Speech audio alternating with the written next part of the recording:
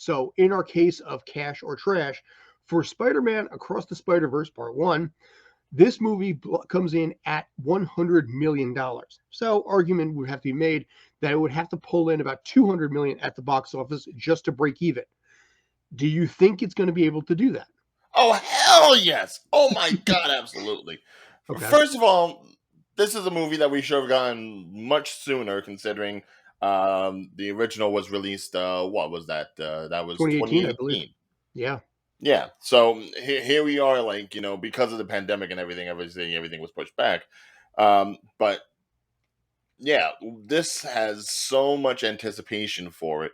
I would say more so than the rest of the movies you're probably going to talk about. Hmm. And the fact that this is just like a nice continuation from the first movie, it's not like necessarily a cash grab or anything like that. But we are delving more into the idea of like how the first movie was saying, like, anybody could wear the mask, you could Hmm. wear the mask. Well, now we are seeing how does he actually fare up against other Spider-Men who obviously have to have like a certain track record, a certain pathos to their storyline.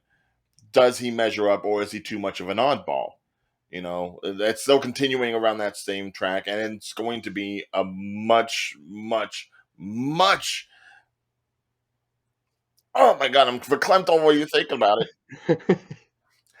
I am just really looking forward to this movie, man. It's like, oh. 2 weeks.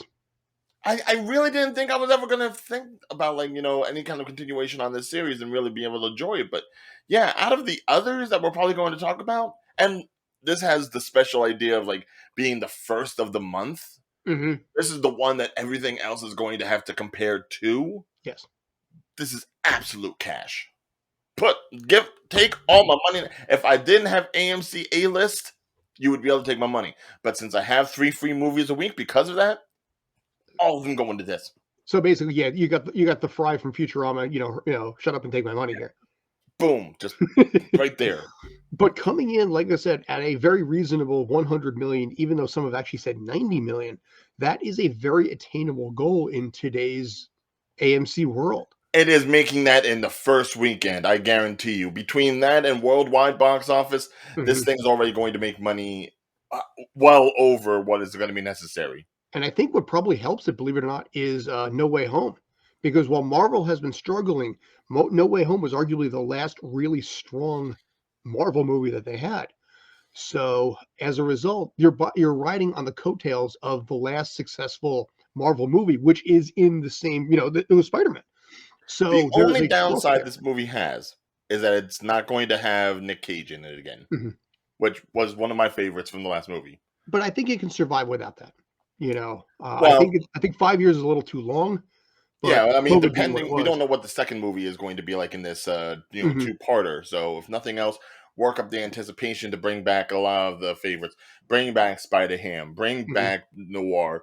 Oh, they're going to expand As this like, thing way out than first versus the yeah, first yeah, one. they've already got so many to work with. So it's like build They're up going to what they're your going to favorites Mario are going Brothers to this be. thing. Hmm. They might have actually gone in and done some editing post afterwards, seeing what Mario did, and be like, maybe we can shoehorn a few more things in there.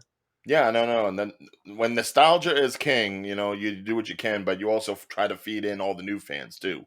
Member berries are a powerful thing, especially with nowadays in the TikTok generation. It's more powerful than Mhm. ever. So, okay, so we are both in agreement here. This movie is definitely cash.